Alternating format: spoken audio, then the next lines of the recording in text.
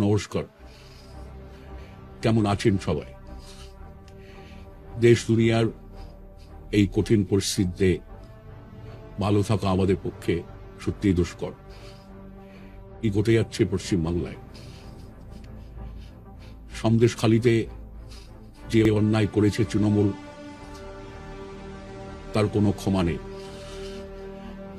রাজ্যে কর্মসংস্থান নেই, মহিলাদের সম্মান নেই, দুর্নীতির আখড়া হয়ে যাচ্ছে রাজ্যটা। আমরা রাজ্যটাকে সুন্দর করে সাজিয়ে তুলছিলাম।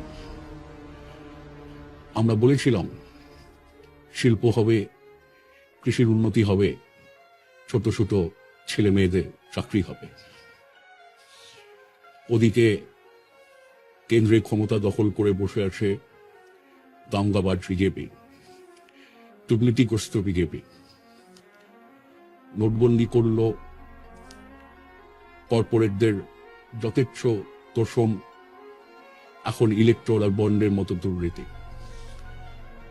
দাম বাড়ছে নিত্য প্রয়োজনীয় জিনিসের, ঢুকছে অর্থনীতি। প্রতিদিন সাম্প্রদায়িক ঘৃণা ছড়াচ্ছে বিজেপি। আরো শেষ, মনে রাখবেন তৃণমূলের আমলেই কিন্তু বাংলায় বিজেপির বারবারন্ত। কে এই নরেন্দ্র মোদী, কে এই মমতা ব্যানার্জি? আমাদের দেশকে, রাজ্যকে ধ্বংস করার সুযোগ ওদের দেবেন না। এই নির্বাচনে জয়ী করুন বাম, গণতান্ত্রিক, ধর্মনিরপেক্ষ শক্তির প্রার্থীদের। সামনে লড়াই, এ লড়াই লড়তে হবে, এ লড়াই জিততে হবে। ধন্যবাদ।